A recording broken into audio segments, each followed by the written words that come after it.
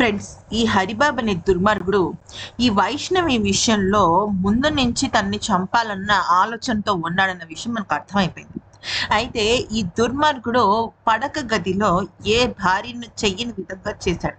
అసలు ఏం జరిగిందనేది కనుక చూస్తే, ఈ అమ్మాయి వాళ్ళు అంటే వైష్ణవి తల్లిదండ్రులు, అలాగే వైష్ణవికి సంబంధించిన వాళ్ళు చాలా దగ్గరగానే ఉంటారనమాట. అంటే ఎంత దగ్గరగా అంటే ఒక అరుపు అరిస్తే వినపడేంత దగ్గర.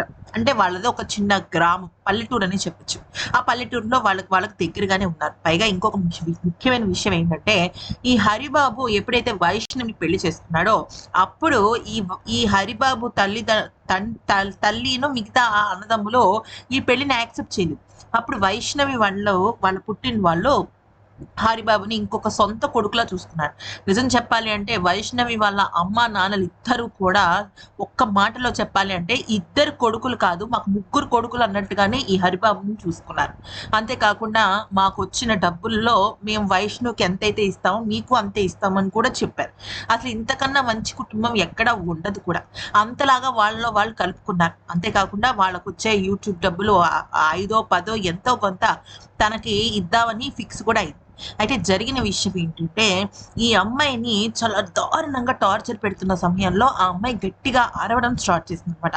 అయితే ఆ సమయంలో వాళ్ళ అమ్మగారు వచ్చి తలుపు కొట్టినప్పుడు వాడు ఏం చేశాడంటే, బెడ్రూమ్ లో మేమిద్దరం రొమాన్స్ లో ఉన్నాము అన్నట్టుగా అతనికి చెప్పడం జరిగింది. అంటే బెడ్రూమ్ లో ప్రైవసీని క్రియేట్ చేయడం, బెడ్రూమ్ లో అక్కడ భార్యాభర్తల శృంగారం జరుగుతోంది అని చెప్పటము, అంటే ఇండైరెక్ట్ గా అనమాట. నవ్వుతూ, చూడు అత్త మీ వయసు ఏం చేస్తుందో అని గట్టిగా నవ్వడం. అంటే ఎవరైనా సరే నా కూతురిని చంపేస్తున్నప్పుడు ఈ రకంగా మారుస్తున్నాడు అని అనుకోరు కదా. జస్ట్ మామూలుగా సర్లే భార్యాభర్తల మధ్య జరుగుతుంది కదా, మనం ఎందుకులే మధ్యలో వెళ్ళడం అని అనుకుంటారే కానీ ఇలా ఎవరు అనుకోరు.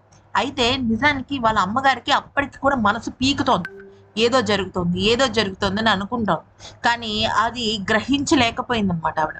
కానీ అయితే గత 2 రోజులుగా నుంచి కూడా భోజనం చేయట్లా ఈ అమ్మాయి. ఎందుకు? ఈ కడుపు తీయించేసుకోమని చాలా ప్రెషర్ పెడుతూ వచ్చాడనమాట. అయితే 2 రోజుల నుంచి భోజనం చేయకపోతే ఇంకా చాలా అడ్వర్స్ ఎఫెక్ట్స్ వస్తాయి అని చెప్పేసి అనుకుంటూ ఉందన్నమాట. అంటే లోపల పిండం ఉంది. భోజనం చేస్తేనే కదా బిడ్డ పెరిగేది. భోజనం 2 రోజుల నుంచి చేయట్లేదు. అయితే అలా చేయకుండా ఉండటం కోసమే ఈవిడ ఈ ప్లాన్ వేసాడు. ఇప్పుడు సాధారణంగా మన ఇంట్లో మన వాళ్ళు ఉంటారు, అలిగితే భోంచేయదండి మా అమ్మాయి అని కొంతమంది చెప్తుంటారు. అయితే అలిగితే భోంచేయదనే విషయం తనకి తెలిసి ఏదో ఒక రకంగా దీన్ని ఇబ్బంది పెడదాము, ఈ వైష్ణవిని ఇబ్బంది పెడదామని చెప్పేసి ఈ రకంగా చేశాడనమాట. చేసి నానా రకాల డ్రామాలు ఆడి ఆమెను మానసికంగానే కాదు శారీరకంగా కూడా వీక్ చేసి బెడ్రూమ్ లో శృంగారం జరుగుతోందని వాళ్ళ అమ్మ నాన్నని మభ్యపెట్టి చంపాల్సిన విధంగా చంపేసి పరారైపోయాడు. అది ఫ్రెండ్స్ జరిగింది. ఈ వీడియో నచ్చితే లైక్, షేర్.